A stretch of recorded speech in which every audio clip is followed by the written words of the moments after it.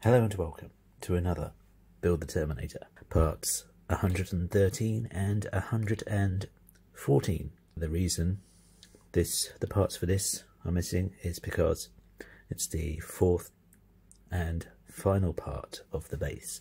It's all going to get quite awkward now because I have to do a lot of work underneath the base and I'm not sure yet what I'm going to support the base with.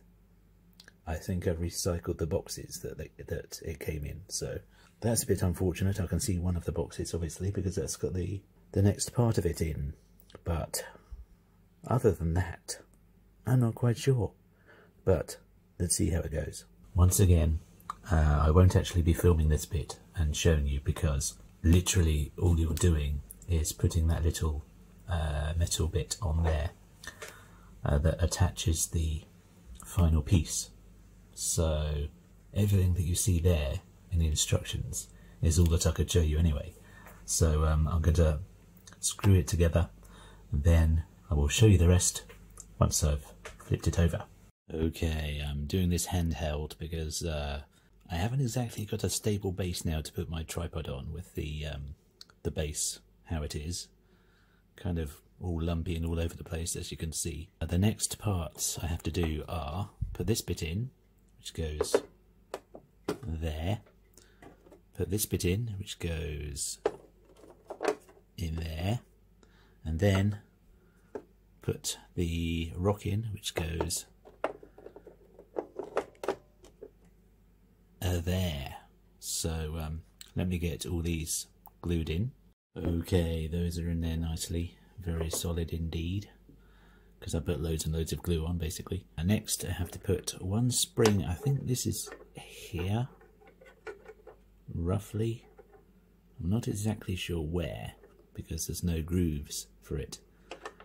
It says across the join, but if I did put it across the join then that would be right underneath the skull where I can't actually access. And in the picture it's a little bit away from the skull. So I guess I'm going to put it around there. If it's wrong, it's not going to matter too much. And then the other spring is a lot more obvious. That has to go in those grooves there, you can see underneath the shadow of my phone. So I'll be gluing that into place there. Okay, that spring there, no problem at all. That spring there, big problem. There's nowhere on the base that grips it. So it's sliding around all over the place. You don't know where to put the glue, and wherever you do put the glue, the spring then slides around so you get glue all over your fingers. So I was not happy with that placement at all. I was about to give up, but it's suddenly miraculously and very luckily now secured itself. So it's stuck there in place, but I wouldn't put it past it just being able to be brushed off if I ever catch it on something. So the next part is I have to put the last light in there. Now this is where I've got really lucky because I was convinced I'd already put the wire with the tape on it in the previous part, but it turned out that I had not, because there it is.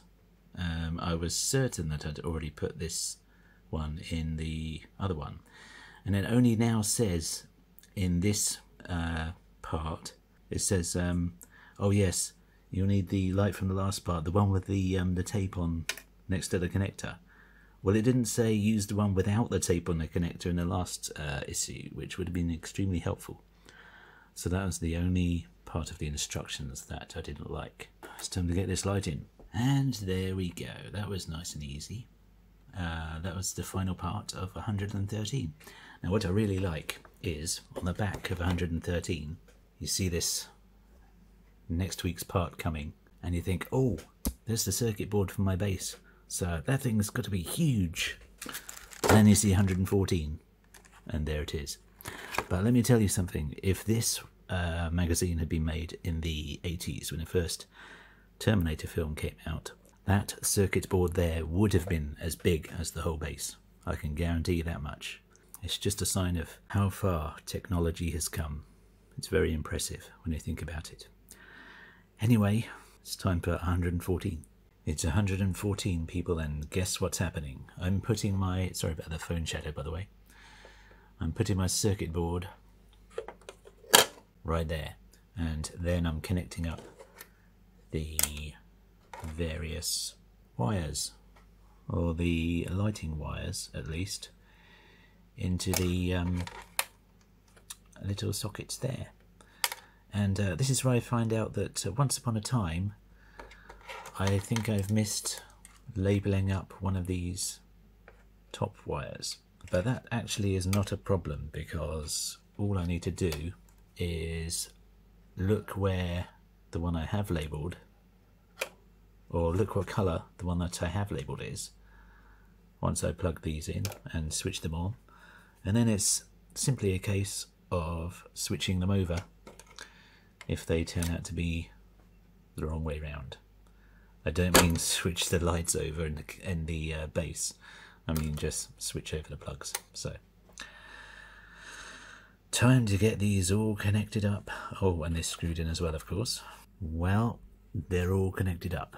And let's hope I've just got lucky and these two at the bottom are in the right place. Or rather, the lighting that I've put in is in the right place. I'm quite confident, because earlier on when he first started doing these, it was extremely clear what light went where.